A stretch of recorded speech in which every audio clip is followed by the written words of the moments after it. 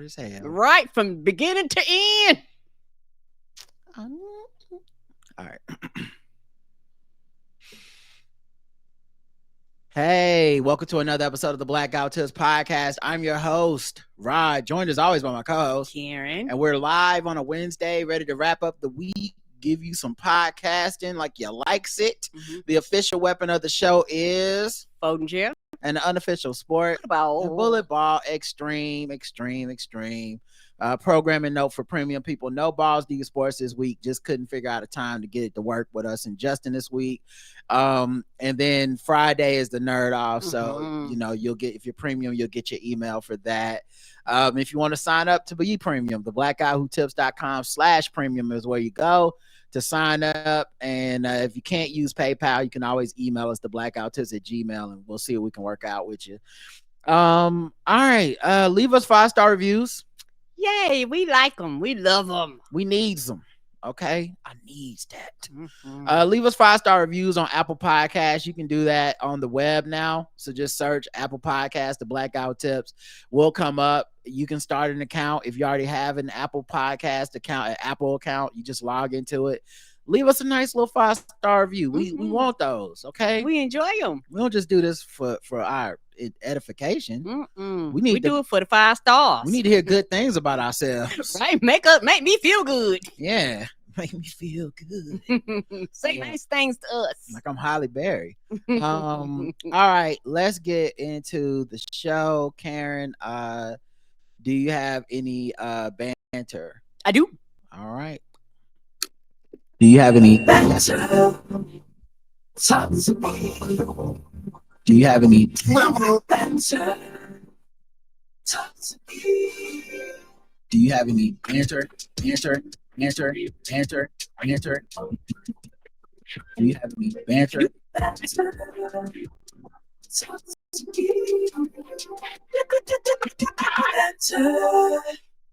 Talk to me. Do you have any banter? Banter. All right, Karen, start us off.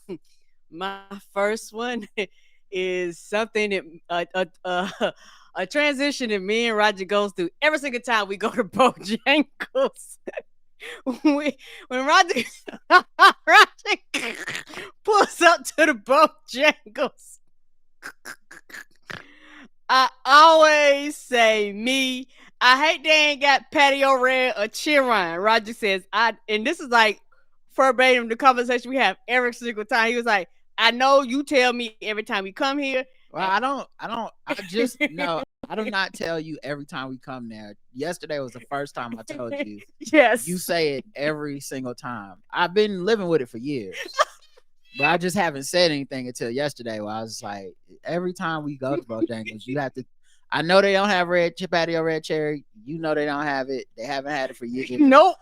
It's rest in peace, Patio Red Cherry. Patio Red. I love that goddamn red drink. And the thing is, I don't know where the fuck they got it. I can't find it on shelves. Who the hell is Patio Red? I don't know. But I love that drink. And they took it away. That was the only place that had it. And they know what they did. So I just thought that was hilarious. You are right. Yesterday was the first time you was like, you tell me. I was like, you know what that is, right? I do tell you that shit every time we come here. Yeah.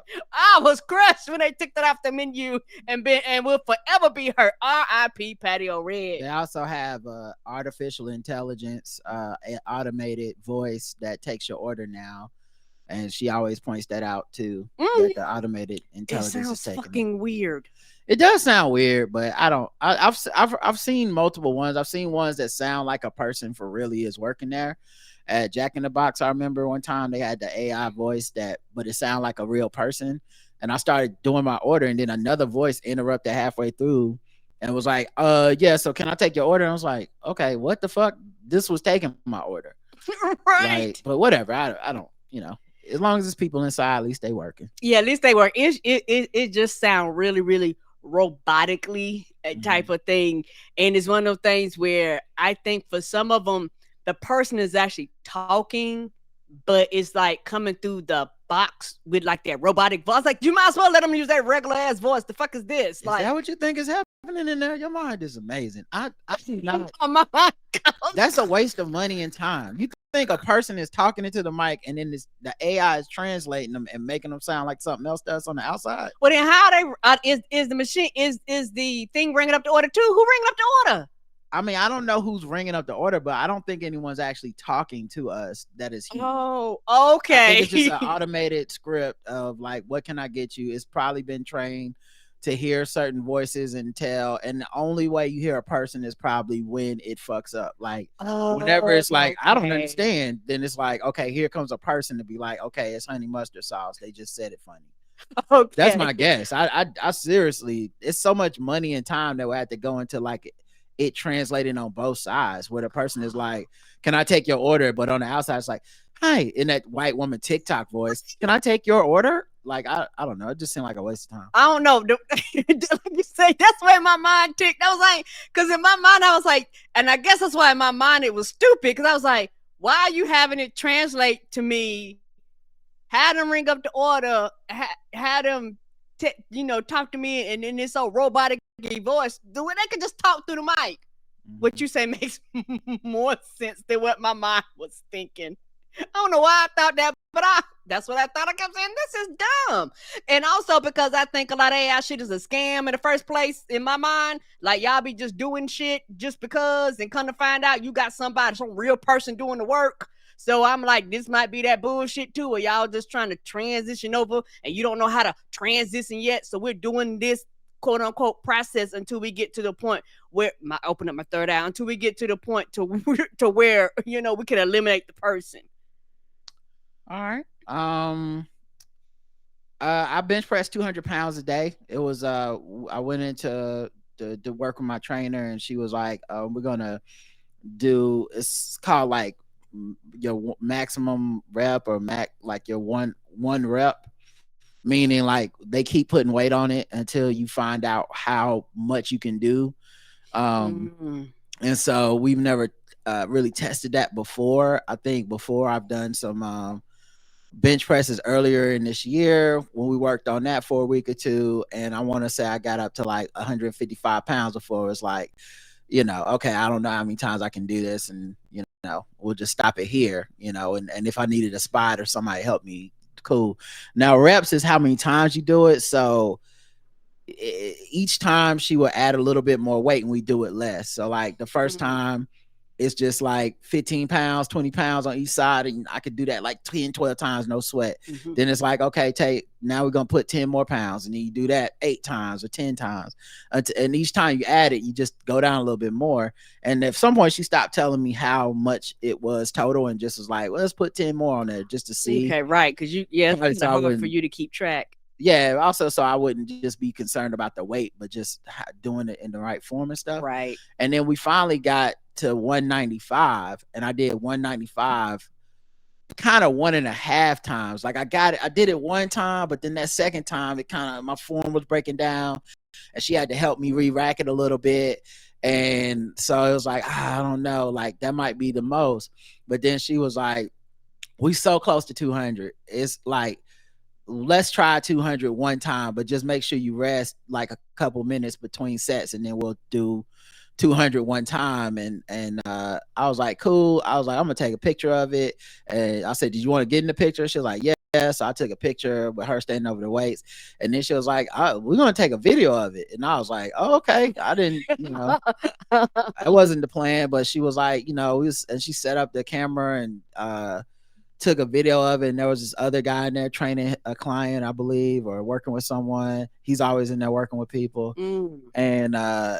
And so they were kind of watching, and I did the I did the 200 pounds, and honestly I think I can do more than 200. Like I think resting that time between helped a lot, and I was very focused on doing it, and I don't know, I could do a little bit more. My goal is to maybe do 225 by the end of the year, because still got 3 months left or whatever. Hey, but she it was funny when I got done doing it, everybody started clapping.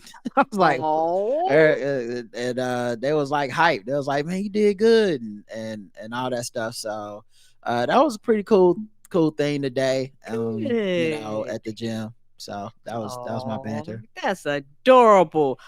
Oh, I got one more thing. I was listening to Bo's show, and Bo was talking about solo booing, like the one person that boos and nobody else boos. And if that's the case, he was saying you are the hater. I guess I am the hater because me and Roger watch Crunchyroll, and I like my animes to be translated. And so whenever we get caught up and there's no more translation, Crunchyroll will put this thing on there to be like, hey, dog, ain't no more translation. And I boo every single time. It don't matter. So I am the hater. Yes, I 100% I boo. Boo. Boo you. Boo. Translate faster. Boo. The other thing I was thinking is it's my birthday, and so I was looking for old pictures to post to show like like here's me as a kid and here's me today, and happy birthday to this guy. And I was looking through all these old pictures, and I looked through and I realized like I don't have a lot of pictures of me by myself. And I thought about it at first like, oh, I don't know, maybe I was always like insecure about myself or just didn't want to take pictures by myself or whatever. But I don't really think that was it. I was just looking at it, and I just kind of reframed my thinking, was like, I've just never been really alone. Like, people have always shown up in my life and been supportive and loved me. I've always been surrounded by good people and been blessed to have those good people in my life that made me feel loved. I know other people don't always have that, but I've had that. I've been very fortunate. And I think that's one of the things I try to radiate, what those people put into me, back out into the world. And it's been a good 46 years to be able to, to have that and to do that and to spread that, that feeling back out to people. Cause I think, the world kind of needs that. But yeah, it just made me very appreciative looking at all those old pictures, all the way back to when I was a kid. Like, I really think the only pictures I found of me kind of by myself was when I was a kid. Just not that I have none, but it's just just a lot of times I was with somebody, I was celebrating something, I was with my brother, I was like that. So yeah, it was just another way to think about it. Oh, anything else? You just making me think about that, and that's a very, very blessed life, because I have been around people. I'm an only child, but I've been around people, and I've been in a room full of people and still felt lonely. So it's very good that you feel like that. Yeah, I mean, I think everyone gets lonely. I think loneliness is a strong feeling. Obviously, it's an epidemic at this point. People report being lonely. So it's not that I've never felt the feeling of loneliness, but I've never been alone. Like, I looked at those pictures, and I think anxiety and insecurity and a bunch of shit makes people feel that way, and you stop appreciating people. Like, and it's not that your brain can help it, so this isn't an admonishment of anyone, but even myself, if I'm in a room full of people and I feel alone, a lot of that is just my brain lying to me. I'm not alone. You know what I mean? Like, I'm in that room full of people. Those people are there with me. We are together. It's not like I'm there and I'm not thinking about them. It's not. I put it this way. I've never shown up to someone's birthday party and been like, man, fuck this motherfucker. No, I went there because I loved them and want them to know they were loved. So I would, in my mind, this is what went through my brain. I was like, I would never disrespect these people by being like, I was alone. I may have felt that, but that's not what was the truth. The truth is, everybody at my graduation that was there with me, that took those pictures with me, was there because they love me. Right. Everybody at that dance that was there because they love me. The pictures me and you had together, pictures with my brother, the pictures with my family and friends, all those people were there because in that room we have love for each other. And I think it's easy for our brains to trick us. It's what depression does. It's right. Nobody loves you. You alone. No one wants to be around you. And it's just a fucking lie. Like, like those photographs were evidence. And it's so interesting, because I think in my mind, I was like, oh man, do I not have confidence? I was never taking pictures of just me being like, look at me, it's me. But I was like, oh no, it's because it was look at us. Everybody was in the pictures. It's not like I was hiding in the pictures. Everybody was in the pictures with me, and we was all having a good time. And so it made me feel good to think about it that way, and to be able to, to kind of to really reframe it, because I think those feelings I have are not abnormal. I think it's very normal to question stuff and look back at things, but to be able to take my brain and mentally like say, no, I choose how I feel about this. That was a nice feeling. Anyway, that's all I got. That's it for me. All right, cool. Let's get into the show. There's plenty of stuff to talk about. Let's see. I'll go with an O beat. This is Cleopatra chords. I want to say it's infrared crypto.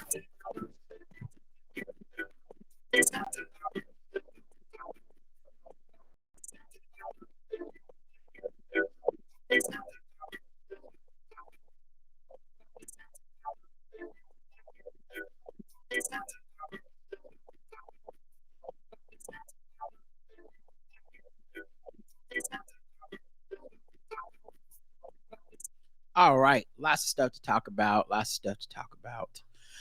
Oh man, where to start? Where to goddamn start? So unfortunately, no balls deep sports this week.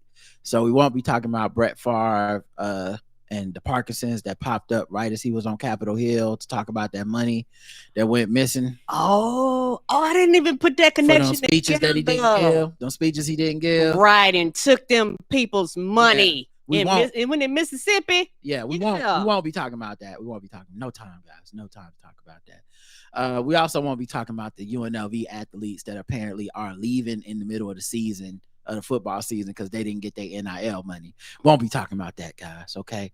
Price of the brick went up on everybody. Checks was bouncing like Persephone's titties on Instagram.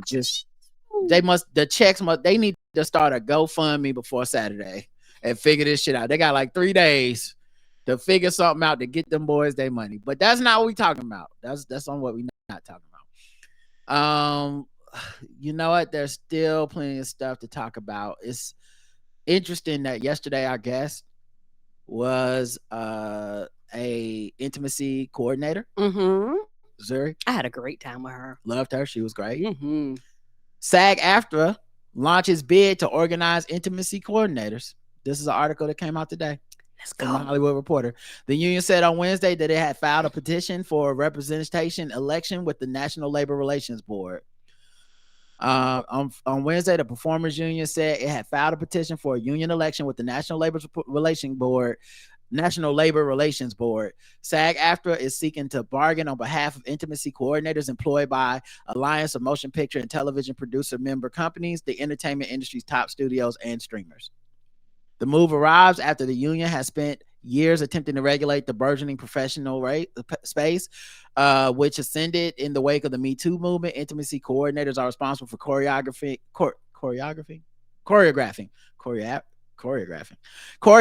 intimate scenes and those involving nudity on sets, as well as facilitating dialogue between performers and creatives relating to this work. So yeah, that's cool.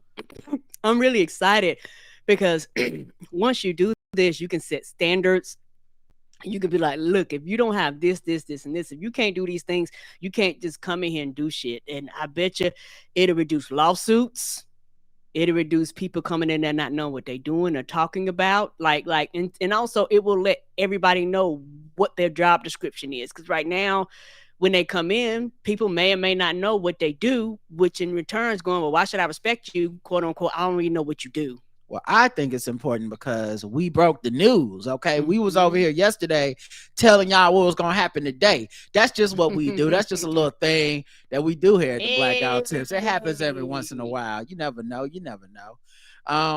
Let's do this news.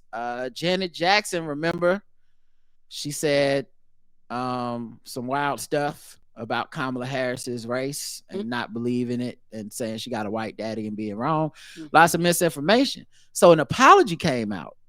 We love that, right? Hey, it's Janet Jackson. We don't want to cancel sis. Okay. I'm a fan. We're all fans. Well, the apology comes out, and let me read the apology. Oh, okay. It said, Janet Jackson would like to clarify her recent comments. She recognized that her statements regarding Vice President Kamala Harris's racial identity were based on misinformation. Janet respects Harris's dual heritage as both Black and Indian and apologizes for any confusion caused. She values the diversity Harris represents and understands the importance of celebrating that in today's society. Janet remains committed to promoting unity and understanding. What do you think? Pretty good apology? You didn't say nothing. Okay, so you don't think it's a good apology? I mean, all right. You acknowledged it, yes, okay, but I don't know. It's I don't know. It's lacking substance. Maybe it's almost like, and this sounds like something a PR person wrote, which is their job, which is their, their job to say these things. But it's one of those things where maybe it's just me, because she said so boldly with her chest. I kind of want her to boldly come out and be like, well, what do you know what I'm saying? Like, I don't, it's weird. It's really, really weird with her.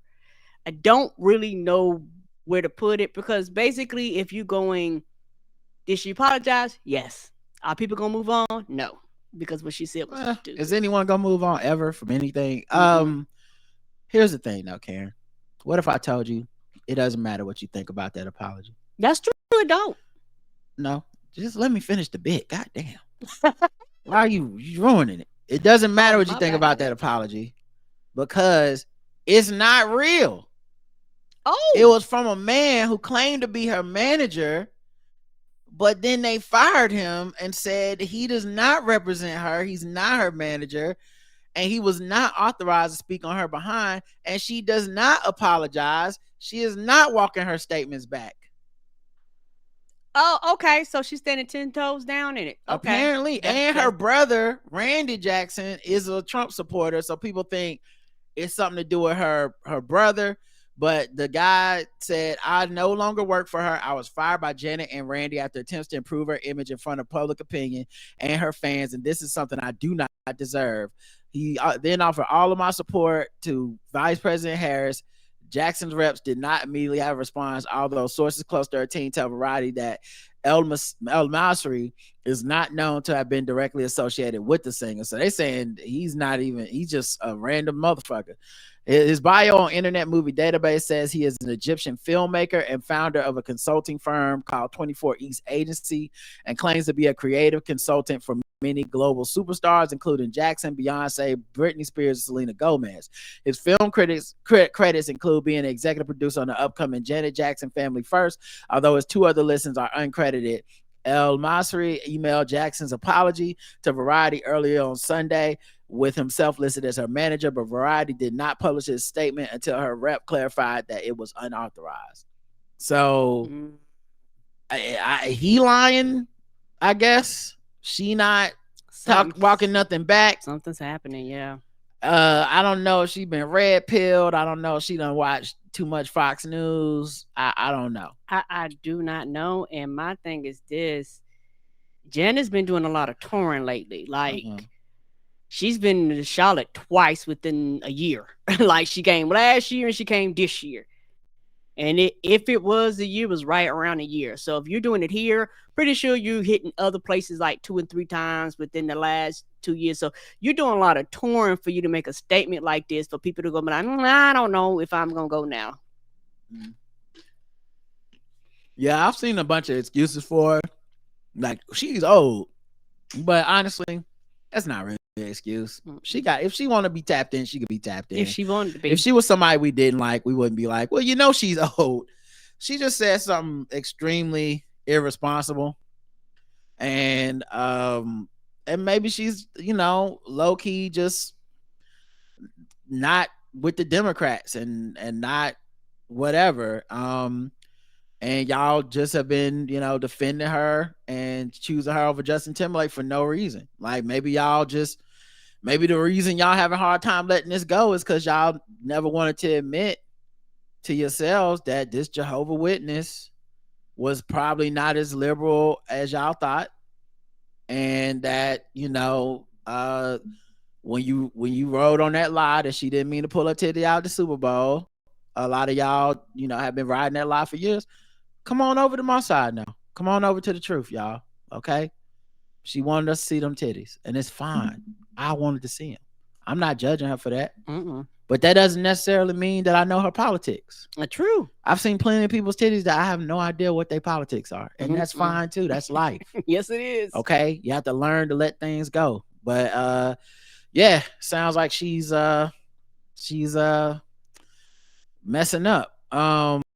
And what's funny about it is DL Hughley had a comment on Twitter and people got mad at him for his comment where he said all I know is that Kamala looks like she did when she was in Oakland, but Janet don't look like she did when she was Penny. What the hell was in that iron? Oh no. Hashtag Janet Jackson's interview sounded like a Trump rally. FYI, it's a little ironic to question whether someone is black while you're breathing through the nose of a white woman. Well, damn, shots fired.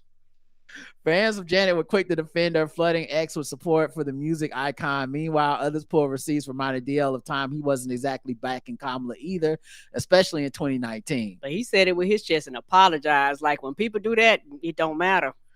Yeah, I think it's so funny because I personally, I don't have any problems with what he said. And the reason why is because A, he's a comedian. Right. And B, she was wrong. Y'all are only defending her because it's Janet Jackson. She was wrong. If this was any fucking body else, y'all would be like, get the fuck out of here with this misinformation spreading bullshit. And the fact that she pulled the apology back or chose not to apologize, chose to say that definitely, I do not mean what that guy said about me having respect for her heritage and truth. You didn't, fuck that. Right. You did. But also, I ain't apologizing and I ain't amending no statements. Right. So you said it with your chest. What else am I supposed to think? Yeah. So like you defending this shit, but like, I don't know, dog. And I don't know DL's not a perfect messenger. So if you're going to fry him, but just understand you're frying him on behalf of her being wrong too.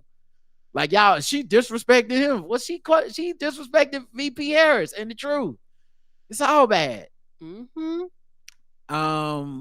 thought this was kind of interesting. Okay. You remember we talked about Mark Robinson?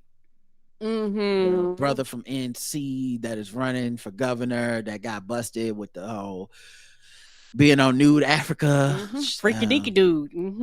Yeah. I think also somebody said he talked about peeing on his sister-in-law. Oh no. Yeah, I didn't know that part. I don't know if there's some comments I missed. But I mean that's some wild stuff for you to be talking all that shit, you know. But yeah, it's just kind of funny. Anyway, he said I'm staying in the race. Right? I think that was like Thursday or whatever. Of course he did. Why would he back down? How about 8 of his campaign aides quit? Right, because you know what? I don't blame them. How the fuck can they defend that? You know, when you go out in your social setting, people going, ain't that the dude you work for? And, you know, and I know they got tired of being clowned and shit. They was like, nah, dog, I quit. So you can't defend that. He denies making those comments outlined in the CNN investigation. He says he's going to sue CNN. Some journalists offered to do some forensic technical work to see who actually did make the comments if they weren't you, Mark Robinson. Let's look into that for you. He declined. He said, no. We don't need all that. They might do it anyway. Well, I think this is like when Trump sues somebody. This shit ain't going to court, and he has no intention of it because once they do discovery, he would not pass that. So he's going to shut the fuck up. It's just all to intimidate you, to intimidate these news outlets, to make a show of it to his MAGA fans. But at the end of the day, he's a loser of a candidate and he would lose that case. So this is just all for show. Right. It's like when sometimes somebody does sexually assault someone and then they go, I'm going to sue them. And you're like, what's your evidence? Right. You know what I mean? Like, cause no, like sometimes it is true when they sue and they be right. But a lot of times it's like, you're just suing them because you think that's what an innocent person would do. But Bill, this is now the 57th woman that's accused you of sexual assault, Mr. Cosby. I don't think after a while, any amount of lawsuits is going to convince me that you ain't a rapist, you know? After a while, you the common factor. Right. So, Robinson, who denies making the comments, announced in a statement that his top advisor, Conrad Pogorzelski, Chris Rodriguez, campaign manager, Heather Willier, finance director, and Jason Risk, deputy campaign manager, have stepped down from their roles at the campaign. Is this campaign gonna be up too much longer? I mean, you're losing the money, you're losing like the people that count the coins. Like these are the people that actually keep your shit functioning. Yeah, what I think is interesting is that this is a man who is a bigot and against LGBTQ people and calls them filthy and disgusting. But you look at his campaign, he the one that need AIDS now. Cause he ain't got none. They leave. All his aides is leaving. They dipping out the door. Leaving. He killed for some AIDS right now. Yes, he would. Robinson has seen his poll numbers slide in the months before CNN report, as others post incendiary comments he's made that came under the spotlight. Doug Hay, a Republican strategist from North Carolina, told Axios over the phone that the staffing overhaul doesn't matter because the campaign was already over.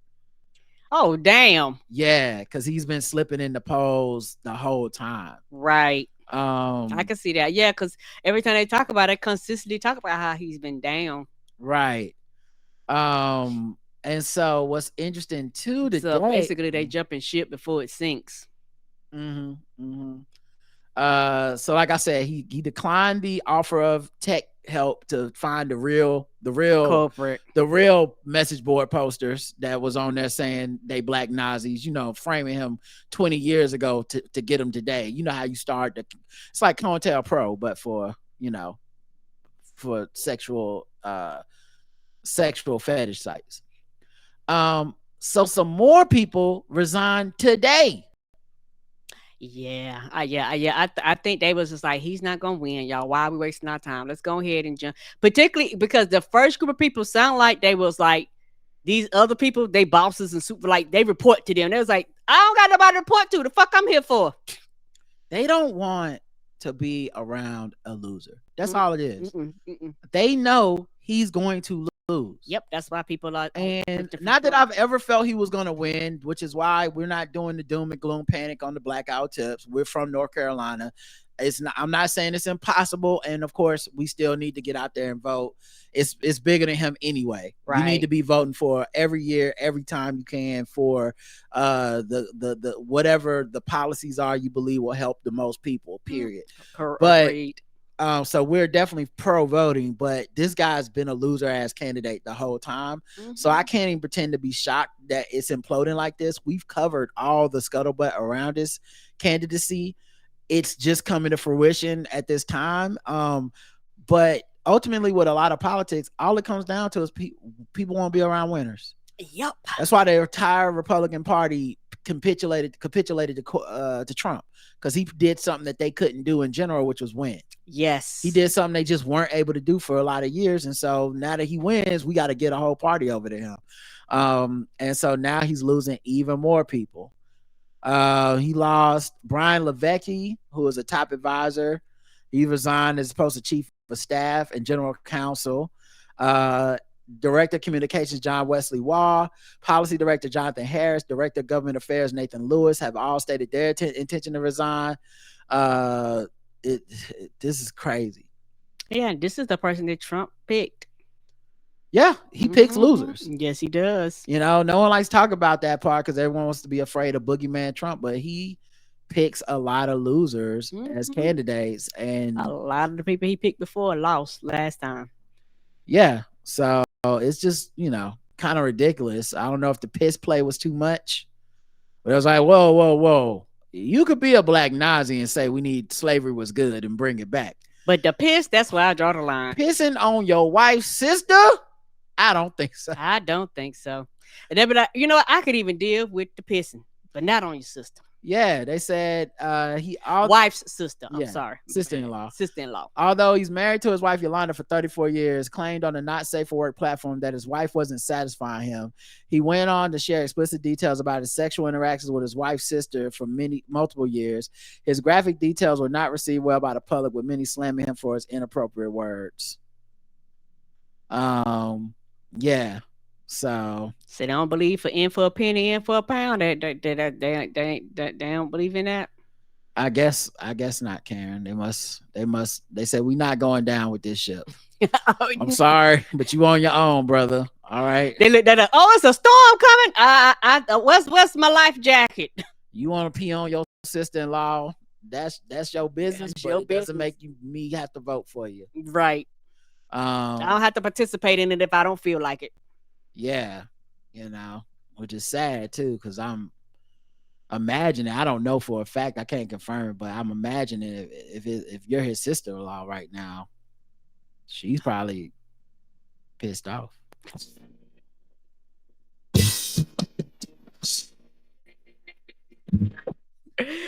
Everybody joke with her, but I don't get pissy about the situation. She's probably a little peeved. All right. It's just water under the bridge, guys. Don't you mean piss under the bridge? No, I meant what I said. It was funny though when I said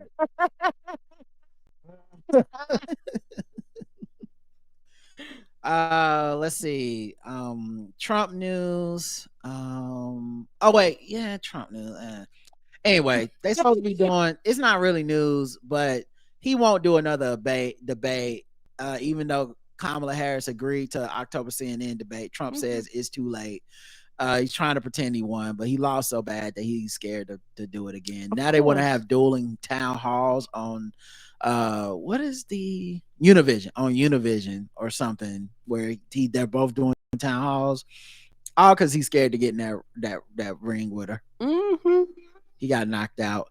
He did. Haitian Bridge Alliance files charges against Trump and J.D. Vance for dangerous lies about immigrants. I don't blame him. Yeah. Y'all basically put that town on a map. I'm basically on an international map and getting them fucking harassed. Yes. Yeah. And you had nerves to go on national television talking about you lied. Yes. In RFK Jr. news, got some updates on this one. The first one is his wife, Cheryl from Curb Your Enthusiasm. She spent her birthday in Milan without her husband or her ring. Because she getting joked to her friend groups. Oh, for sure. Sure. Joking the shit out of her. Yeah. Oh, absolutely. She's a laughing stock. It's no way she can show her face in Hollywood. Like, not only is this nigga embarrassing to be married to, he's also still cheating on your ass, which is extra embarrassing. You go through all this shit for what? For who? Right. Just a whole dummy. But my favorite detail is nothing to do with her. No offense to Cheryl, but Robert F. Kennedy Jr.'s excuse for the sex between him and this reporter is that she was obsessed with him and started sending him unsolicited titty photos to the point where she was being so aggressive pursuing him that a source said she targeted him pretty hard. Bobby was blocking her continually. It was a little scary. She was obsessed with him. I think she still is. Sir, if you don't get out of here, sir. According to Jessica Reed Cross, all the bitches throwing draws at you, sir. Jessica Reed Cross, an independent journalist and self-described friend of Kennedy, the self-proclaimed Make America Healthy Again candidate, first cut contact with Nuzzy after she allegedly made a flirtatious remark 2 weeks after her November 2023 feature of him was published in New York Magazine, I guess. A few weeks later, Nuzzy emailed him asking to be unblocked, claiming she had urgent information about a hit piece being prepared against him. He unblocked her for that conversation, but later that night, she sent him a provocative picture, prompting him to block her again. Krause said that for 8 months, Kennedy kept Nuzzy blocked, except for when she would allegedly contact him from different email addresses and phone numbers, insisting they speak about an imminent hit piece. I don't believe this for a second, because why is Cheryl not wearing her ring alone in another country? You know what I mean? Like, cause this is the I don't know their marriage, but honestly, this is the kind of shit you definitely tell your wife. If a motherfucker sending you unsolicited titty pics and they a journalist, you definitely are like, baby, this is some crazy shit I'm dealing with. What you don't do is wait months and months and months, and on the precipice of the election, let it come out in a fucking expose and then go, that's not what happened at all. Right.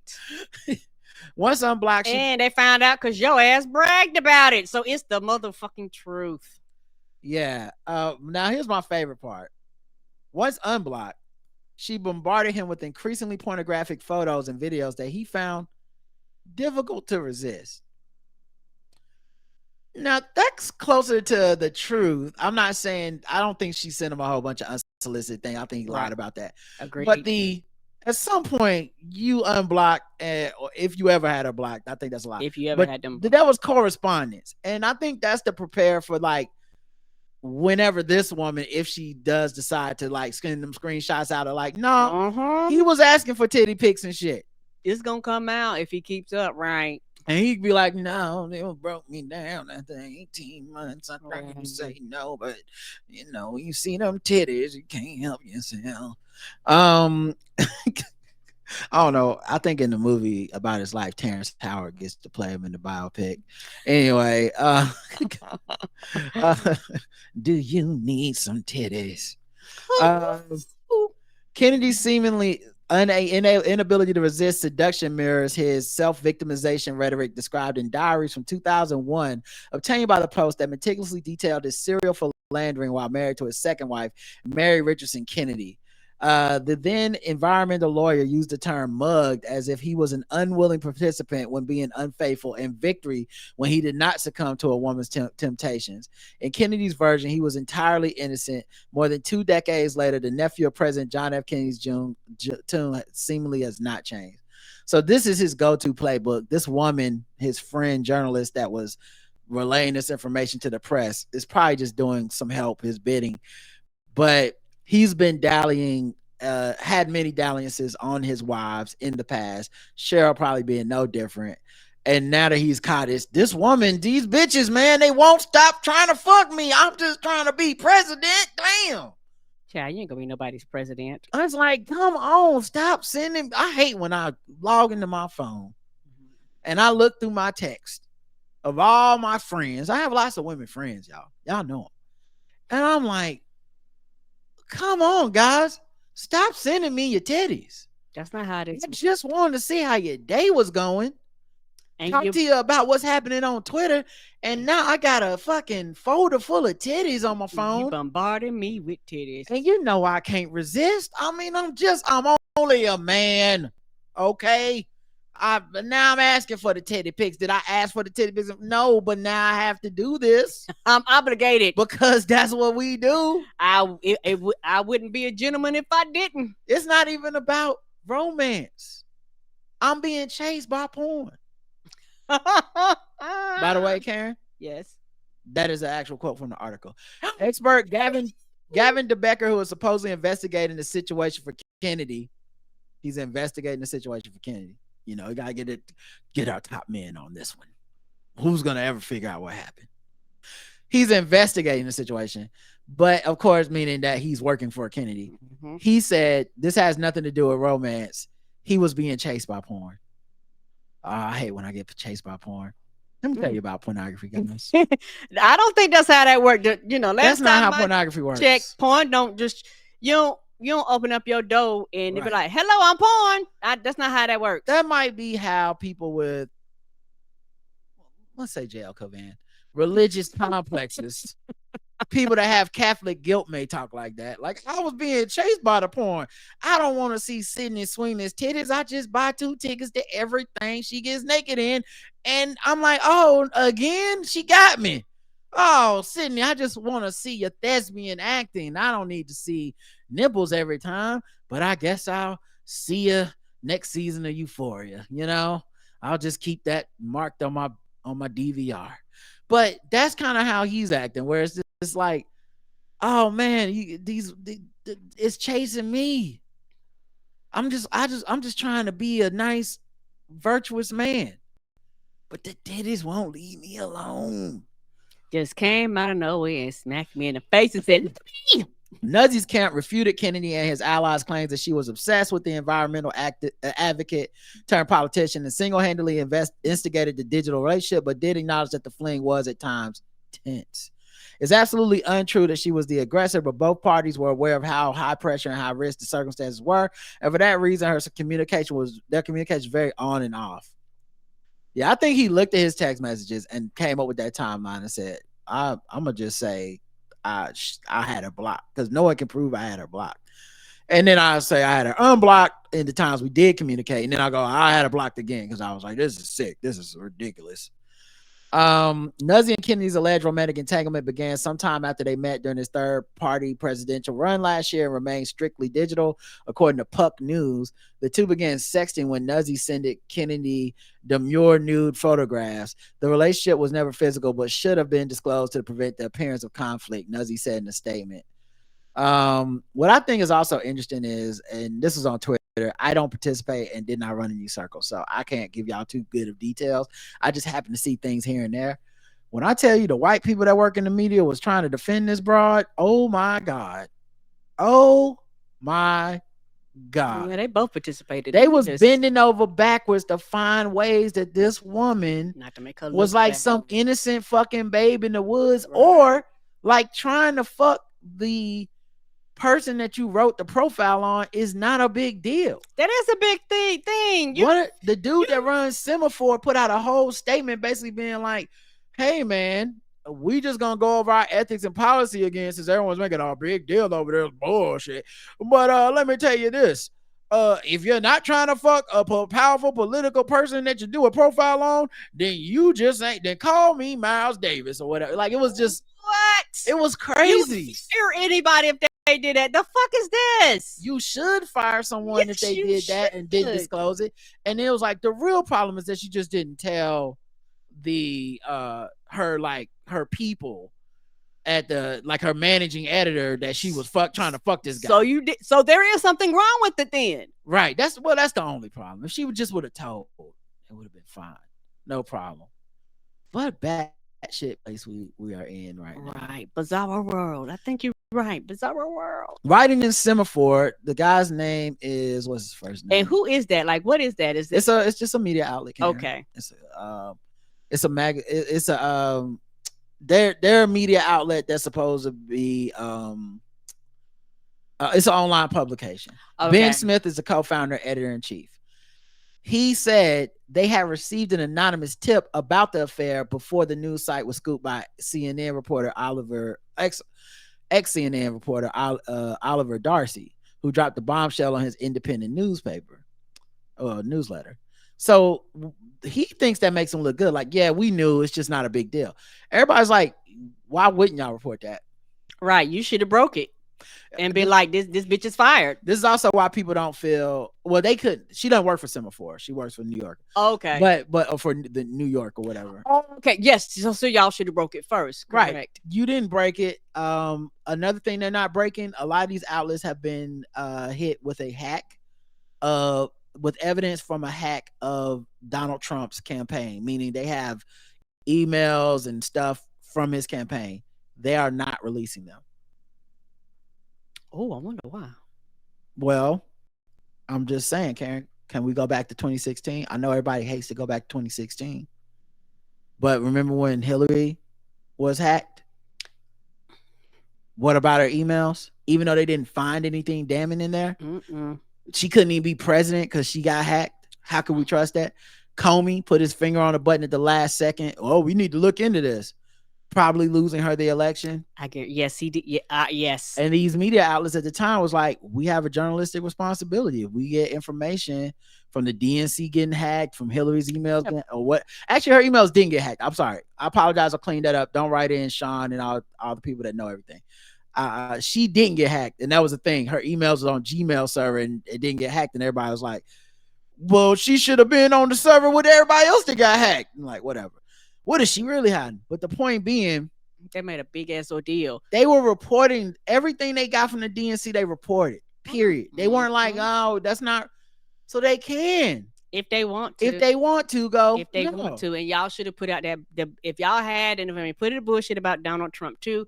And this is one reason why I say a lot of the media is very, very, very biased. As much as they claim that we are not biased, as much as they claim that we are neutral, as much as they claim they are, my thing is, if you're gonna cover the left, cover the right too. This can't be like we're gonna pour everything out about the left. Tell Biden he old until he gets out of retire. We're gonna ride his ass. We're gonna ride Kamala. We gonna just pound. But yet Trump can do any fucking thing he wants to. We got all kind of information and we refuse to release it. There's something wrong here. That is not you're being unbiased, but you claim to me that you're being biased. Like that doesn't make sense. Did I say that right? Yes. That doesn't make sense. So you have once again another conservative woman. We've seen her tweets. We talked about them on Sunday or whatever. She has conservative leanings. She's anti-Obama, all this stuff, made jokes about his race and all this shit.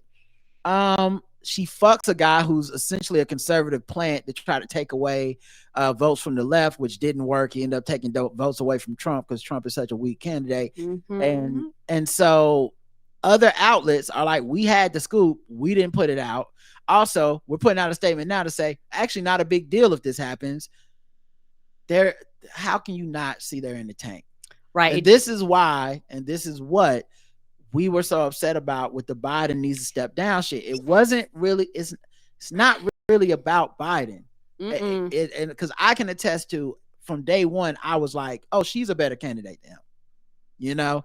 And that's not to say he's a bad person or any of this stuff. For years, I've been thinking everybody that ran against him was a better candidate, but America couldn't handle anything but an old white man. Right.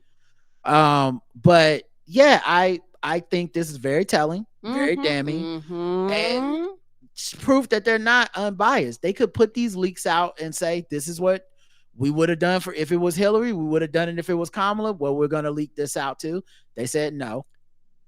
And same thing for this shit with Kennedy. Like, y'all know y'all could have put this out there. You could at least be damning her and damning him. Keep in mind, none of this is even a reflection on him. They're not covering this as like, yo, this motherfucker's a cheater. He cheated on his wife and he wants to be fucking president. We used to be a country where that was a big deal. You're supposed to cheat with some discretion. We're supposed to think you're cheating and not know. We're supposed to be like, you know, Kennedy was a pussy hound. It's like, well, what's the proof? We're not gonna put it in the paper, but come on. Like, be discreet. You gotta bring Marilyn Monroe in through the back door, you know, through the tunnel. But nah, this motherfucker is just out here and nobody seems to be upset. Right. Like you said, this has a lot to do with why I feel the way I do, and I will forever feel that way about the way they cover Biden. And when people brought it up going, hey, there's something wrong with how they're hounding. It's something wrong when you have the same news outlet with 7 fucking 8, 9, 10 fucking people screaming the same goddamn thing. There's something wrong here. Everybody looks at you like you're a goddamn lunatic. I'm not. If you're gonna cover this, cover the bullshit that Donald Trump is doing too. That motherfucker got up there with Kamala, talked about all types of crazy shit, but yet we gonna act like him talking about people eating cats and dogs ain't a big thing. We're gonna act like just because he was there and he stood up right, there's no news to talk about, and that's not so. A couple other things, and we'll get out of this segment. Free COVID tests are back in the fall, so you can get them. Woohoo! Let's go. I begin some more tests. Yeah, I always take advantage of these tests. You know, during the fall is when they expect numbers to spike.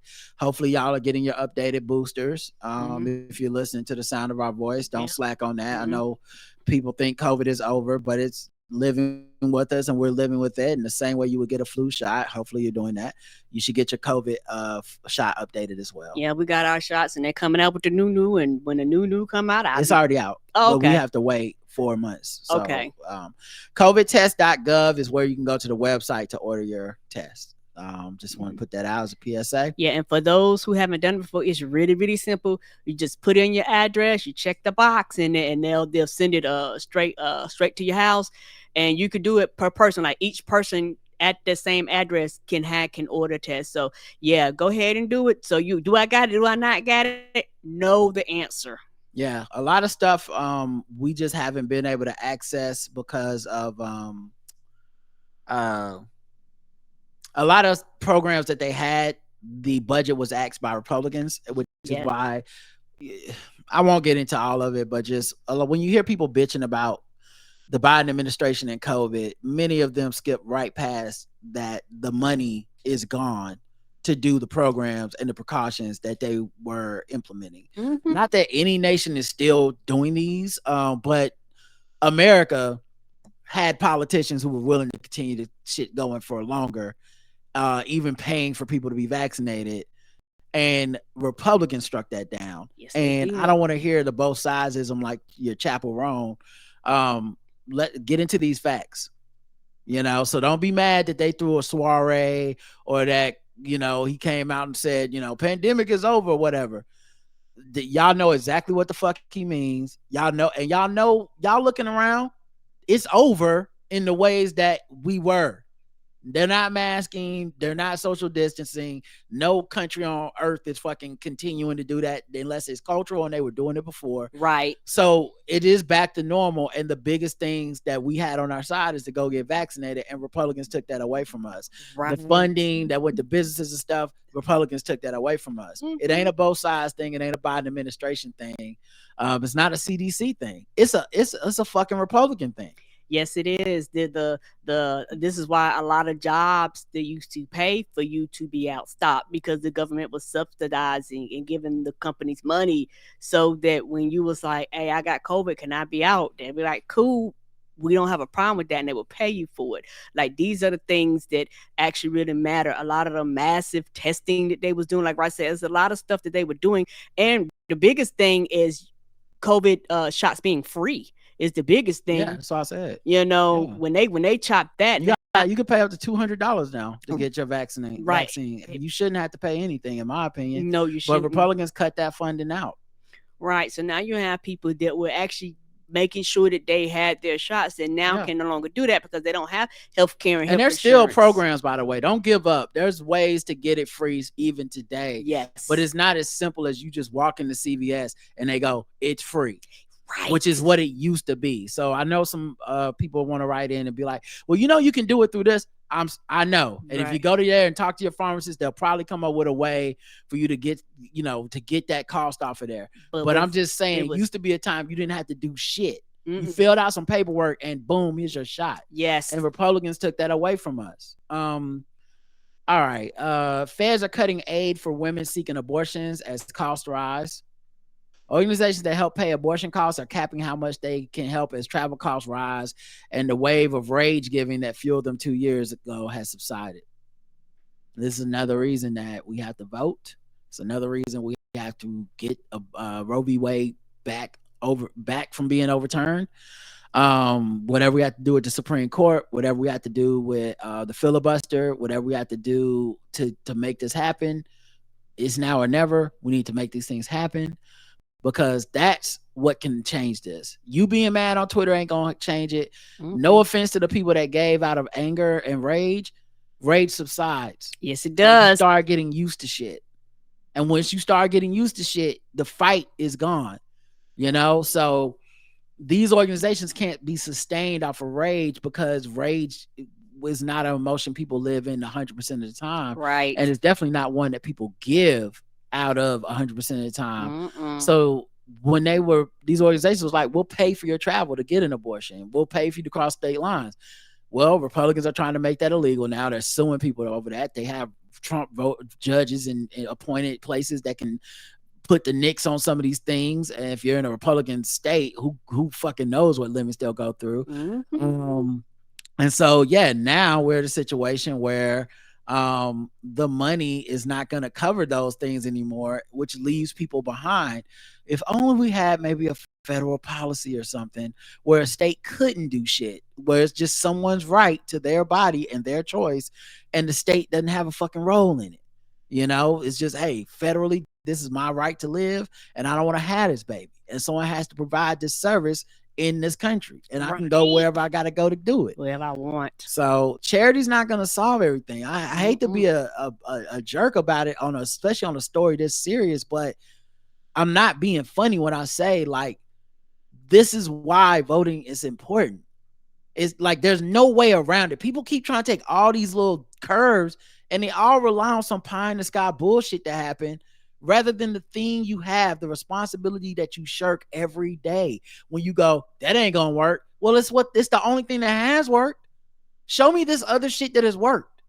Right. Everything that works in America is either this or a tremendous tragedy that makes whoever's in the majority, white people, feel bad. And then we get a temporary amount of relief. That's it. Those are the two things. Look up history in America. Those are the two things that have worked. Because y'all ain't got enough guns to do it. And y'all definitely ain't got the willpower to organize and do this shit on your own. Right. People in general are not that good and can't be bothered. Too many people have it too good to really feel like they in the fray. Yeah, agreed. And too many people have been tricked to think that this shit will not impact them, even though they are one paycheck away from fucking being impacted by it. And it's one of the things where, people always go count on charities and shit like this. People always ain't got the money. Sometimes, like you say, the rage thing, people, and money runs dry. You have to have the federal government do the shit, and the federal government has to do the shit at a loss. My thing is this. My taxes are going to go up regardless of how you feel. Your taxes are going to go up. So my taxes are going to go up. You know what I want my taxes to go to? Free health care for everybody.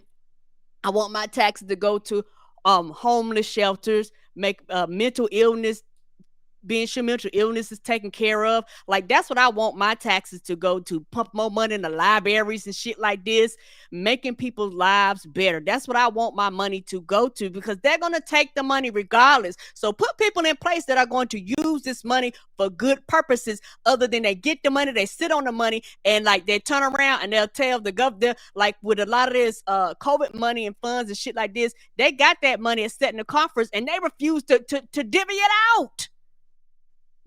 So I don't want that. I want my money, my taxpayers' money, to be going to a purpose and a reason to help society as a whole. Because truth be told, most human beings are selfish and self-centered and don't care about anybody outside of the people that they are related to. So as a totality, you have to have something to come in, because humanity in general does not care about one another.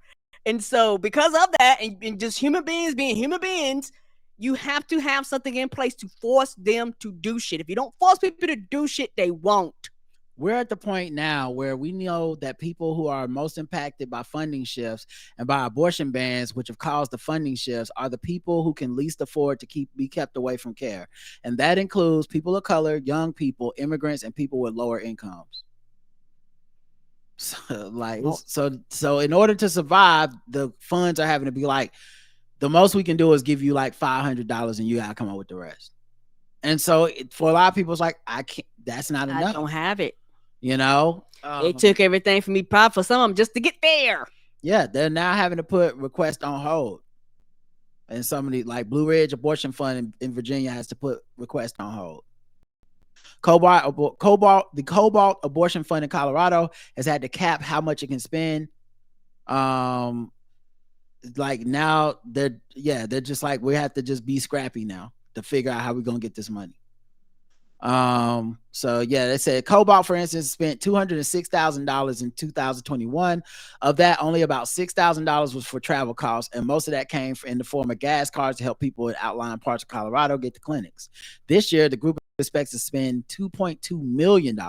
Woo! Because the law changed, which is 10 times as much as 2021. In the first 6 months of this year, it spent more than $600,000 on travel and other logistical costs. Now they're booking hotel rooms and flights, most on short notice, meaning the most costliest flights. Yeah, this is what we let happen.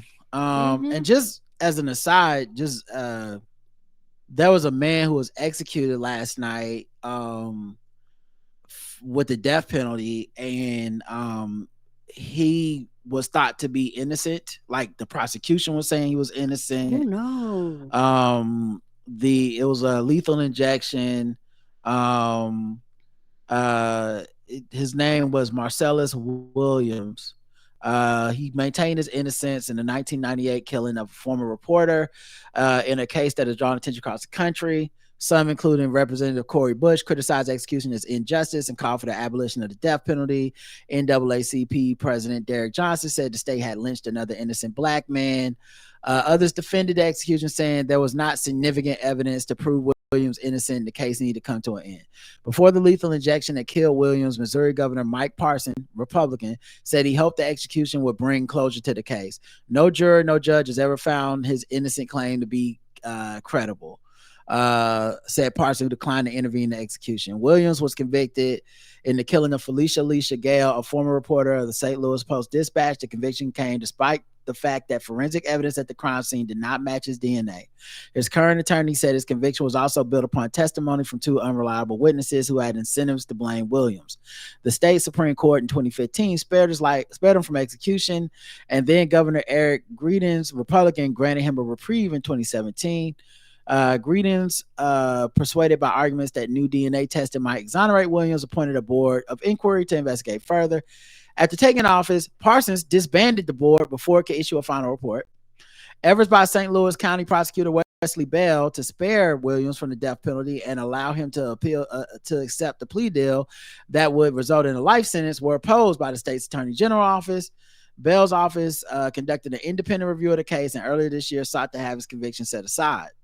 The legal back and forth came to a head Monday when the state Supreme Court rejected Williams' request to pause his execution so a lower court could determine whether prosecutors wrongly excluded black potential jurors at his criminal trial. Parson also declined to grant Williams' clemency request. The case ended up going to the Supreme Court, who, being the Supreme Court we have now, where Donald Trump got to pick three of the justices after Hillary told us that was going to happen, and we voted with an open Supreme Court justice seat the whole time. They, of course, said, nah, kill him. And so I'm seeing people go, this happened and y'all telling us to vote? Yes. So it won't happen. Yes. People are stupid. You can't save this man, but absolutely you could have saved this man in 2016. Yes. You could have saved this man if you locally vote and you live in that state. Because you know if it wasn't Republican, they would have commuted it. So get the fuck out of here. Right. Are you stupid? What are you, stupid? Right. People like are not smart. It's like, so you telling me get an umbrella if I don't want no rain to get on me? Like, come on. This is common sense. This one's not a stretch. This isn't the people telling you to vote for something that is just ephemeral. Like, oh, so what I'm supposed to do about, whatever the fuck, and then we go, well, vote. Like, no, this is direct 1-to-1. If people would have just did what they're supposed to do, we'd be fine. And this is why people like me and Karen are gonna always be triggered and mad about 2016. I'm gonna be on your ass. It's never not gonna be a thing, right? And if you can understand other people being mad at the government, mad at politicians, mad at then you need to understand me being mad at my fellow apathetic, non-voter, third-party voting ass niggas that talked a whole lot of shit in 2016, and many of them don't seem to have learned anything. Yes, I'm gonna be fucked them for the rest of my life, and if they don't like it, too bad. You shouldn't have did that shit. Right. The fuck. Right. And also it's one of the things I feel like this too. You are loud and you are wrong and you are angry. Well, bitch, I got the right to be just as loud as you. Like, why do the wrong people always have a microphone in their faces and always telling me and shouting me down and gaslighting me and acting like I'm the goddamn lunatic when I know I'm standing in the right? All right. We'll move on to something else real quick. Let's go to the newest least favorite segment. He didn't be wanting to party. And you got to tell him no.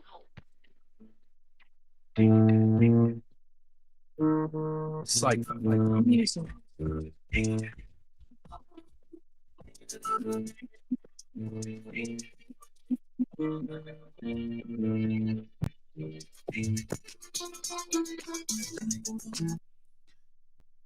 new Puff Daddy news.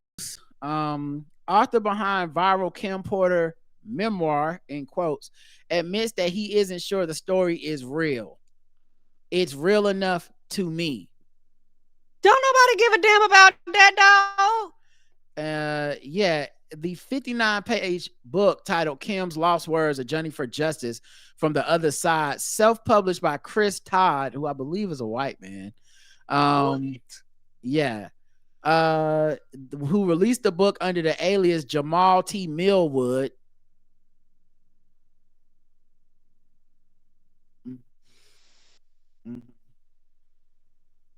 Jamal T. Millwood. 100 Jakaris. So you tried to trick us? You tried to trick us with that bullshit? What's going on? This some Quan Mill shit? Just making shit up. Right. Fucking with black people. Yeah, like just horrific. He does not have any other titles on Amazon yet. Kim's Lost Words has become a bestseller. The fact that people were sharing quotes from this book like they were facts on social media, just no real verification that y'all went and bought this shit. It's scary as hell. I'm telling you, and this is what I mean. Everyone can be hacked. Everyone just thinks it's this weird QAnon right-wing red pill bullshit. They do. And I'm telling you, whatever your biases are, including me, including Karen, including everyone listening to the sound of my voice, anybody can fall for it. Someone can throw something in front of you that leans into your things you already believe, and now you sounding crazy because you just want to roll with something that makes you feel good and affirmed. You're not checking those sources. If this woman had this book, you think it's not coming out till Puff Daddy gets arrested? She's been dead. Right. Why would it come out now at the perfect time to capitalize off of the sensationalism of this motherfucker going to jail? How have we never seen this before? Right. None of these quotes, no excerpts. Her family didn't come out with the book. Like, if anybody would have came out with it, I could have seen them do it. He claims the book is a bestseller. The numerous typos in the book and the egregious claims have not deterred people from taking the book at face value. Todd finally broke his silence to Rolling Stone, confessing he cannot be sure if anything in the publication is true. If somebody put my feet to the fire and they said Life or Death, is that book real? I have to say, I don't know, but it's real enough to me. Todd boldly told the Alice. Keep in mind, he's the author. Sometimes you have to just put it out there. Maybe not 100% of the book is true, but maybe 80% is. That is to get people to come forward and either corroborate or deny the claims, and that helps me as an investigator to know the truth. Hustler. If you don't get the entire fuck out of here, you do know they are real victims. Like, people are really being impacted by this. You out here bullshitting. Yeah, stop doing that. Stop telling lies, bro. Stop telling lies, bro. You heard what I just told you, right? Right. I know what I hear from this dude. You have to understand, I'm a hustler. I'm a legit entrepreneur. I sell things. I come in contact with people all the time. Todd would not say how or if he could fact check any of the claims he made in the book. Keep in mind, he's talking like it's someone else that made the book. He claims to be a producer, author, and investigative journalist, alleging to have solved many pop culture crimes, though none of his assertions can be substantiated. Meanwhile, Porter's family has slammed the book, maintaining that the model was not in the process of writing the book at the time of her death. Porter's close friend, Kamora Lee Simmons and LaWanda James, spoke with Rolling Stone in a joint statement sharing that they don't know the author at all. Another longtime friend of Porter's, Ebony Electra, shut down any notion of the book back in July, claiming the rumor was blatant lies. Her ex, Albie Shore, the father of her son, Quincy, has also promised legal action against the book's author. Right, because they're like, dog, you out here lying. Like, the fuck is wrong with you? And so I don't think I've said this on the show yet, but like I was talking to some friends about this, and maybe I have said it on the show. Y'all correct me if I'm wrong, but I don't like the speculation around this is what Diddy was really up to, and these are the people that also were doing it with him, and all these famous people must have been there. Here's a picture of him at a party with somebody. Like, they didn't throw parties all the time in public. So and so must have been at a freak off. Here's my problem with all that stuff, and I don't know if people see it the same way, but it's kind of offensive to me. By which I mean, it's the other side of not really believing victims and survivors when we say we'll say no, we do believe them. Well, the allegations are written. They're in the indictments. The testimony is given. It's in the courtroom. The whatever they put in a police report and alleged, it's there.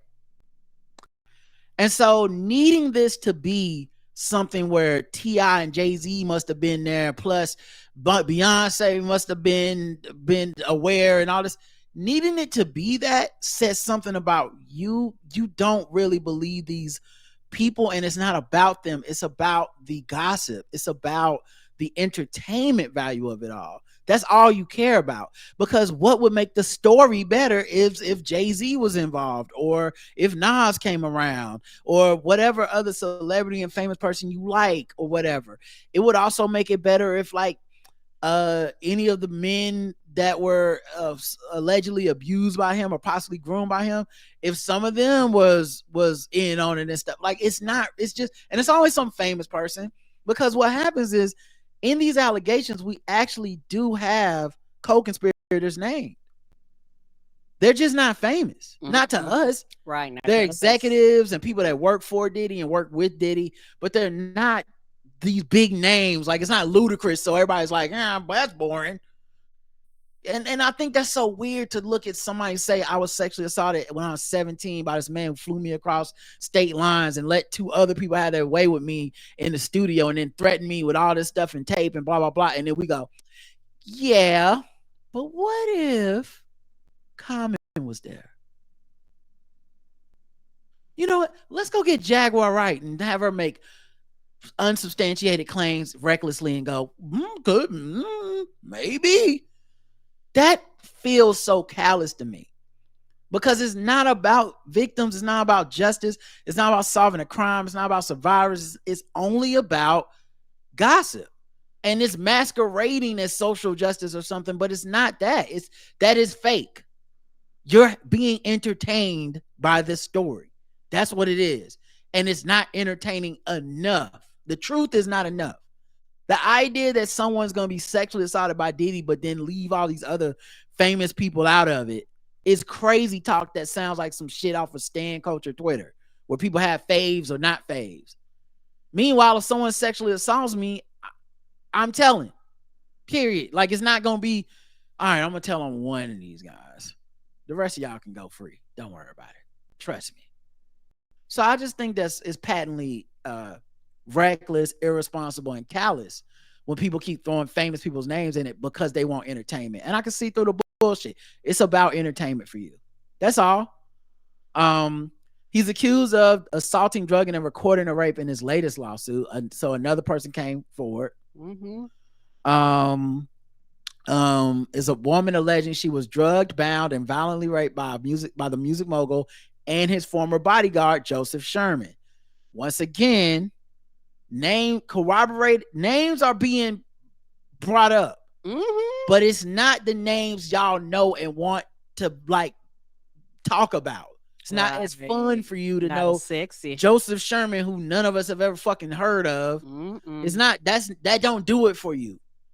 If this shit was, I don't know, if it was Mace, we'd be like, oh yeah, Mace, man, right? He gonna lose his show. It's not really about it. So anyway, there's something in me that sees I think that's just as fucked up as the people that are complete in denial and lying and saying nothing happened. There's something about it that's just as fucked up. Because like, it's not about the truth. It's not about believing these people. It's about my entertainment. And for the people that say Diddy didn't do nothing, what, you can't fly a woman out? Those people, it's about entertainment too. Whether it's entertainment of y'all getting mad at them, or it's just entertainment of, I like Puff Daddy, he entertains me, so I'm not gonna admit he did anything wrong. Anyway, so yeah, another accuser came forward. And all their stories sound the same, like him and Bill, like I was drugged against my will, like it's a theme here. According to court documents obtained by TMZ and Rolling Stone, Thalia Graves, the alleged victim, also learned that the assault was recorded and later sold as pornography. Oh, the lawsuit follows a series of allegations against him that we already know about. She claims she first met him through her then boyfriend, an executive at Bad Boy Entertainment, in 1999. Over time, she attended events hosted at Combs' home, frequently visited Daddy's house studio where her boyfriend worked. The lawsuit describes a turning point when Graves allegedly received a call from Combs asking to meet her to discuss her boyfriend's supposed work performance issues. Hoping to help her partner, she agreed to the meeting. Him and his bodyguard allegedly picked her up at her residence. She claims after she accepted a glass of wine from Combs, she quickly felt dizzy and disoriented. And by the time they arrived at the studio, she said she could barely walk and then lost consciousness. So I won't get into more, but yeah. Then she found out the recordings were sold as pornography. She's not the first or only woman to accuse this man of this. You know, so anyway, I don't think you need to add any extra details. I think that's enough. I think what she said is damning enough without it needing to also be, and John Legend was there. But that's just me. Diddy's lawyer has a bizarre explanation for why he has so many bottles of baby oil. I'm listening. All right. Mark Agnifilio was responding to claims by federal agents that they confiscated 1,000 bottles of baby oil lubricant from his home. He said, I don't think it was 1,000. I think it was a lot. I mean, there's a Costco right down the street. I think America's buying bulk, as we know. And, you know, these are consensual adults doing what consensual adults do, you know? So we can't get so puritanical in this country to think that somehow sex is a bad thing, because if it was, there'd be no more people. I only bring up this quote to say, I could be one of these lawyers, y'all. I think I can do this job. You keep saying that. It's people that got kids that ain't got 1,000 bottles of baby oil. You got kids. It can't be that hard. It just can't be that hard to be. Why do you need to go to law school to do this? No lawyer can convince me that I can't be a defense lawyer for a person that definitely is guilty and going to jail. I feel like I can do this. Like, what do you really have to do at this point? It's just you being like, what? And just cashing them checks. Word. Like, I can do this job. So they're saying that he kept sex tapes and sold them as pornography, and the tapes were taken illegally with people being unaware that they're being recorded. Well, first of all, who doesn't have a Ring doorbell alarm in our country? Is everyone that goes up to your door, walks down your street, aware they're being recorded?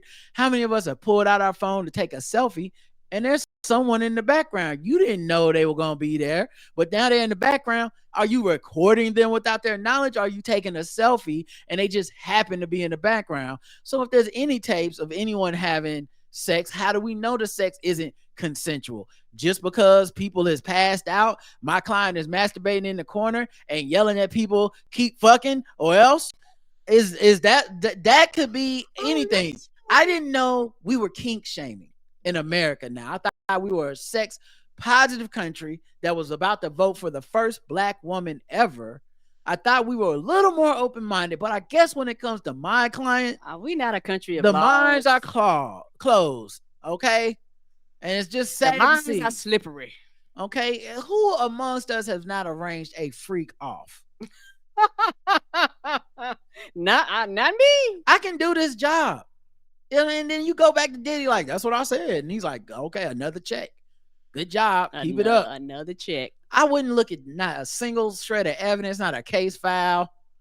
I wouldn't even finish. I would only read the headline articles. I can do this job. You don't need to know shit. But what about the fact that he flew some women across state lines against their will and forced them to participate in these freak offs against their will? First of all, against their will, is that really what we're trying to say? These women are jealous of Puff Daddy, and they just all wanted to be. They all hate us. A Lil Kim for Puff Daddy. They got on those planes willingly. How can you even catch a plane unwillingly? That doesn't even make sense. You got on the plane willingly. Okay, there were no false pretenses. My client only deals in true pretenses. Okay, he is the least pretense man I've ever met. So he definitely didn't do it. And as far as drugging people like drugs. Okay, you take a little drugs. Is that a crime just because drugs are illegal? No, I don't think so. Puff Daddy, can the direct deposit? Can you Friday? Okay. All right. Yeah. So yes, in the conclusion, innocent.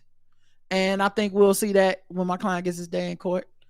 Yeah, I'll see you guys after the check clears on Monday. If it does, I'll be back. If not, this nigga did it. Yeah. How's he doing in jail? Great. I mean, I don't talk to him that often, but I hear he's gonna beat this thing. He's doing good. His spirits are upbeat. Actually said, and this is a quote, I love jail. He said, thank you. I need to sit myself down, have a moment with my fellow people. And so that's why he said couldn't wait to go to jail. Honestly, was glad they picked him up a day early. I said, are you sure, Puff Daddy? We can try to get you out. And he said, no, don't worry about it. I'm good. Love it. Loves the food and everything. Because he's going to win this case. And when he gets out, he's going to be exercising. He's getting fit in the jail. He's walking the yard. It's giving him time to focus on himself. All right. All right. So yeah, that's the P. Diddy section. Anything else I want to talk about? I guess you know what? We do a little bit of fucking with black people for real. Okay. Because I do like these stories. Where's the fucking black people music? There we go. Boom, boom, boom, boom, boom, boom, boom. Hey, we're just fucking with them people because they black. We're just fucking with them people because they black. We're just fucking with them black people. We're just fucking with them blacks. We're just fucking with black people. Hey, hey,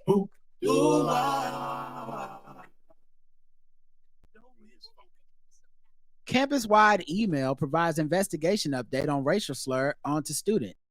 Victim's family and college release joint statement. On Sunday afternoon, Vice President for College Life Ann Ehrlich sent a campus-wide email with an update on the investigation into the racially charged incident at an unofficial swim team social gathering in which a slur was cut into a student's chest. She informed the community that the individual who cut the slur into another student is no longer enrolled at Gettysburg College, writing that the investigation is nearing its conclusion. We can now report that the individual who scratched a slur onto another person is no longer enrolled at the college. According to a statement from the victim's family, the N-word was cut into her son's chest using a box cutter by a fellow student who the victim trusted. We appreciate the family's statement, including its acknowledgement of the importance of such a full investigation, particularly given the nuances and complexities of the case. As their statement also highlighted, we previously made a commitment to the family that once the investigation was near its completion, we will work with them about how most constructively to move forward. Those conversations have already begun. I'd like to join President Giuliano in thanking the swim team members for so quickly bringing this to our attention. The family's Friday statement also shared that they filed complaints to the NAACP Pennsylvania Conference, NAACP Harrisburg chapter, and Pennsylvania Commission on Human Relations. They have not filed charges with police and also emphasized that they are aware they can press charges. And this incident was first reported on the Gettysburgian, who reached out to the college and received a statement on Wednesday. On Thursday, President Bob Giuliano, I don't know, made a statement thanking the upperclassmen swim team members who reported the incident and the college and expressed his profound distress about what happened. Yeah, that's, I'm glad, I guess it's good that, I guess it's good that, they got the kid out of there, I guess. I don't even know what to say. All right, 0 to 100. Ooh. This gets I'm gonna give it a Jakaris. I was gonna give it 100, but the more and more I think about it, I just get angry because I couldn't imagine sending my child off to school and me getting a motherfucking phone call like this. All goddamn hell gonna break loose on that motherfucking campus. Yes, charges will be pressed. You know, me personally, I can't speak for nobody else. Yeah, I mean, they said they still had a right. They could still press charges. I would have. What I think is interesting here is that the article or the statement from the Gettysburgian says that the investigation into the racially charged incident. It was a hate crime. You mean the racism? It was racist. It's okay sometimes. It's okay. If I'm scared of that word. If I mark your body with a racial slur, let's go ahead and call that thing racism. I think we're good with that. I don't think we really need a lot more. British Columbia councillor blames leftist extremists after blackface photo surfaces online. Oh, those fucking leftist extremists. He said leftist extremists and politically motivated hackers are responsible for uncovering and publicizing a photo of him wearing a blackface costume to a Halloween party in 2007. That's how they got Mark Robinson, them leftist extremists. His name is Colwood councillor Ian Ward on Monday addressed the photo in a statement on his X account after the picture, which was originally published in a personal family blog, surfaced on social media in recent days. He acknowledged he posed for the photo wearing a Washington Bullets basketball jersey, a gold chain, and a wig, with his teeth colored gold and his hands and face painted black. It's embarrassing, and I offer no defense other than say times change and people change. 2007. Ward wrote in the statement accusing anonymous anti-Semitic, anti-law enforcement leftist extremists. He said he's not a racist. Obviously, in today's lens, you look at it and realize it's inappropriate. Yeah, today, I mean... You know, what are you, only 60 now? So you get it. You were just a 50-year-old kid. He added the costume was meant to portray Grammy Award winning rapper 50 Cent. You could have did it without. I'm not a racist. I didn't dress up to say, hey, look at me. I can mock somebody's culture or appearance. The counselor said he was drawn to our political activists online due to his conservative politics and outspoken support for Israel ever since the October 7th Hamas attacks last year. Now, Karen, would you like to see the picture of 50 Cent? Oh, okay. You looking at your screen? Uh-huh. This is who he says he was dressing as 50 Cent as. Oh no! What is happening with this photo? Would you like to describe the photo? Does that look like 50 Cent to you? No! That does not look like 50 Cent. First of all, he has a big ass fro like Afro Man or Ludacris. Right. 50 Cent has never had that much hair ever. No, he has not. Washington Bullets jersey, 2007. What's that have to do with 50 Cent? He was just dressing as a black person. Right. Period. And I'm sure he didn't say black person when he said that. Pretty sure it was the same thing that got sketched across that kid. Right. So yeah, I think he's lying. Yes. I'm gonna just go with 100% lie. Yeah. I know he wouldn't say that he's lying. He'd probably be like, no, this is my tribute to 50 Cent and black culture. I'm sorry if people think that a white man can't enjoy black history. You know, that's probably what you say right there. Oh my God. Oh. Cancer culture can be cruel. All right, Karen, 0 to 100. Oh, this gets to Jakari's because nigga, you lying. Don't lie to my face like that. Don't piss on me and call it rain. You are lying to me. Talking about you're not racist. Yeah, come on. Not doing that. My thing is at least be funny and kind of stick and kind of be like, oh, okay, I can see it. I cannot see it. So now he lying. He don't even know what 50 Cent look like. I guarantee you don't know. I think when you say that, there should be a rule where that person that you say you were trying to look like should get to show up and punch you in your fucking face. Because it's offensive that you would even say that look like 50 Cent. You know? He should be able to just punch you right in the face. Like, that don't look like me. All right, we'll do one last fucking with black people. And this is an audio one. Did you get your score? Oh, it's Jakari's. Okay. Jakari's. Because nothing happened to him yet. Mm-mm. And that's what happens. Used to be a time where you step down or you must be doing such a good job and be such a good politician that people go, he can stay. Right. I don't know what it is about Canada and politicians and blackface, but cut it out. Stop it. Yeah, we don't appreciate. I hope y'all don't think we're feeling any level of appreciation. Because I'm gonna tell you right now, we're not. This is my girl. This is absolutely ridiculous. of here. Get out of here. We are adults. And this is ridiculous. Cut the crap. Right. All right. Last one. And hopefully the audio plays. If you can't hear this, let me know, everybody. But your girl Sage Steele, aka Evil Misty Knight. Hey guys, I'm at the Evil Misty Stone. Evil Misty Knight. No, I meant Evil Misty Stone. Reason. Anyway, she's back in the news, trying to tell us that she she's conservative, she's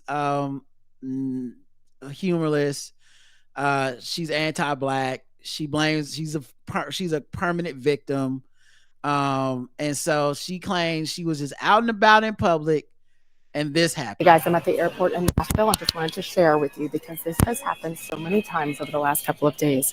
A woman about my age, a black woman. Now, I don't know if y'all can y'all hear this in the chat? I just need to make sure before I play. Can y'all hear? Yeah. Did y'all hear that statement? Because we don't know if y'all at the chat room can hear it. Because me and him can hear it, right? But we don't know if y'all can hear it. Yeah, sometimes y'all will be like, I can't hear. Yes, they can hear it. All right, so she's like in a mall or in a airport or something on her headphones, recording herself on Instagram Live or something with this urgent message that she needs to share. Came up and wanted to tell me how scared she is for herself, her family, and our country if Kamala Harris is elected. I've been here in Tennessee, I've been in Mississippi, I've been in Texas, and I've been in Atlanta over the last week. The number of black people who've come up to me and said exactly that is astounding. You a motherfucking lie. We don't believe you. You need more people. I do not believe you. Where are they, by the way? Right. You went live on the air with this breaking news report that honestly, which is funny to me because the other way to frame this report is you're such a well-known coon that random people that are also coons, but they don't want to be seen with they you. They catch the coon signal and they run up to you like they are fucking slaves escaping to the north. Like, oh, okay, they not around, Sage. Listen, I escaped the other black people long enough to try to give you this message. We with you, sister. Stay strong. We hate immigrants and we're trying to get them out the country too. And only Donald Trump could win because Kamala Harris is terrible. Oh shit, here they come. Pretend to be normal. I mean, what's going on with you, Jive Turkey? Your soul sister? Well, if I had you five, I'll leave it on the backhands. Okay, they gone. Okay, listen. These black people are out of control. It's just us against them. I don't believe a word coming out of her mouth because the statement you just said made no sense. Imagine seeing Sage. First of all, everybody close your eyes. Imagine seeing your favorite celebrity. Matter of fact, sportscaster. Let's keep it specific because she don't even work in this lane. Imagine seeing your favorite sportscaster anywhere and coming up to them and talking to them about voting. And keep in mind, she's famously stick to sports. Why we just need to talk about sports. This broad ain't talked about sports since she got off of fucking ESPN. Right. She don't do podcasts about sports. She's just a fucking conservative. She's an anti-black, don't even admit she's black. She's talked about that shit. She's a bitter ass bitty, man. It's so crazy to watch her go through this spiral. Like, you would think all these conservatives that get off of Sports Center that their next lane would be, and now I only talk sports and we don't talk any politics over here because I'm tired of politics. No, they only go to politics. They don't talk sports. Last week, the number of black people who've come up to me and said exactly that is astounding. And their message is, what do they think? We all vote the same and aren't smart enough to think for ourselves, aren't smart enough to bring an ID to vote. You guys, it's so sad. But it's good that there's a groundswell for this. And I just wanted everybody out there, people who look like me and people who don't, to know you are not alone. And I love how she had to correct people that look like me because that's their thing. You're not supposed to identify with a group. You're not supposed to be like, you can't go over to the side of conservatives and be like, and also I'm proud to be black and I'm representing people. So she's like, people that look like me, people that don't look like me, anybody. It's not what she wanted to say. Is what she's really trying to signal is other black conservatives that feel left out of blackness and admonished. There's secretly a lot of us out here. We all secretly agree, and it's okay. That's what she wanted to do.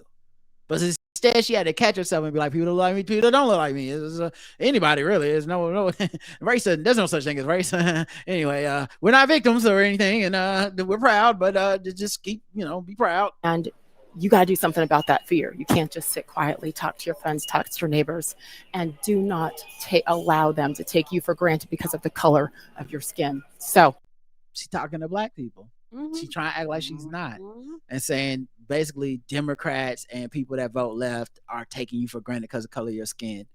Not that the people who actively pass legislation that is racist, they're not when you vote for them, they're not taking advantage of you for the color of your skin.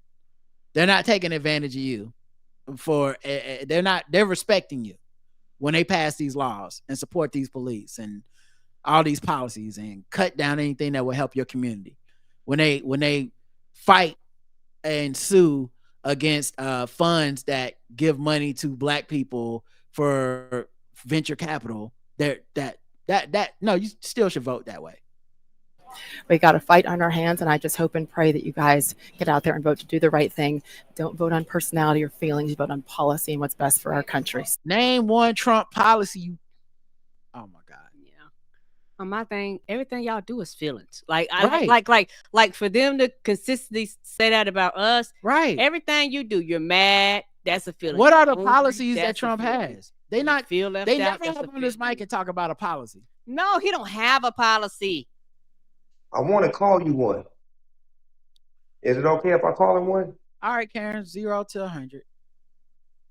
Oh, she's on the permanent Jakaris list because I personally don't believe you, because if these people were real, they would have said it with their chest. And why are you recording, walking around circles at a goddamn airport? Right. If you don't go to the Cinnabon and leave us out of here, like we don't care.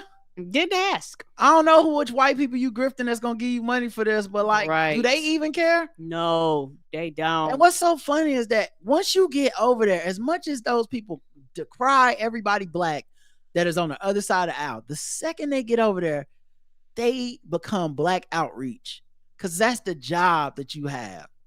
That's your job. Your job. You don't want to admit your whole job is based on your race. Go talk to the blacks and convince them to come to us. We don't respect you. Jakaris. Yeah. You don't need to talk to me, bitch. They don't like you, and they don't like my black ass either. And they tricked you to come on over there, but we on a plantation. Okay. Yeah, I'm sorry whatever happened between you and your folks or whatever. This is you're taking out on us. I'm sorry someone told you talked white when you were 10 and you never got over it or whatever the fuck, but we ain't into this. Like, get out of here. Yeah, someone said, so you mean she's a DEI hire? Exactly. Yes. All right, let's wrap this thing up.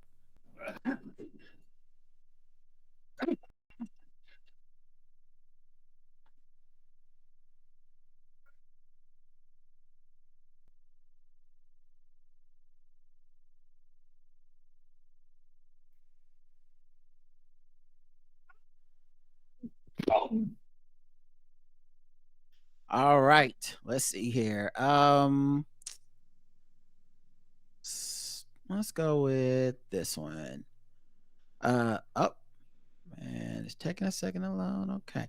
Man 45 jail for 6 months after brandishing the samurai sword on Christmas Day in Basingstoke. That's definitely not over here. Over in London. It's I think it's in Westeros. Is that like a Harry Potter? I think they fought at the Battle of the River. Man has been jailed for 6 months after he was seen brandishing a samurai sword on Christmas Day in Basingstoke. John Shrub Shaw, 45, of No Fixed Abode. That's the nicest way I've heard of calling someone homeless or houseless or whatever. Is just of No Fixed Abode. Okay. That's adorable. That sounds simple. That's an adorable way of saying it. If I was single and I was one of these guys that was fucking some chick so I could sleep on her couch, that's how I would describe myself on LinkedIn. They'd be like, what's your address? I'm like, of No Fixed Abode. Hopefully this woman keeps putting up with me dicking her down and I can stay on her couch. Right? Had the weapon in the B&M Park on Worting Road around 7:45 p.m. on 25 December. A witness described seeing a man armed with a sword kicking the only parked vehicle which had been left in the car park. Shrubshaw then placed the weapon underneath the car and fled the scene. He left the sword at the scene of the crime. Up underneath the only car in the parking lot. Right. That was an open and shut case. They attended the location and arrested him a short while later. No one was threatened or injured during the incident. What, a car? What if it was a transformer? Right. That would have been Bumblebee. Shrubshaw was charged with possessing an offensive weapon in a public place. He admitted, because the weapon was saying racial slurs. It was very offensive. He admitted the offense and was jailed for 6 months when he appeared at Basingstoke Magistrates Court on Wednesday, 3rd of January. Detective Constable Natalie Gardner from CID North said, "We uphold a zero tolerance approach towards offensive weapons and knife crime." We love to see it. Keep it up, Natalie Gardner. Thankfully, in this instance, no one was hurt, and I'm pleased that our officers were able to quickly attend the scene and make a swift arrest. Taking knives and weapons off the street is another priority for us, and I hope this result highlights how serious we take these reports. It does, and I appreciate it. Thank you. All right, y'all, that's it for today's episode. Thanks for listening. Hope you enjoyed it. We'll be back Saturday for feedback. Until next time, I love you. I love you too. Mwah.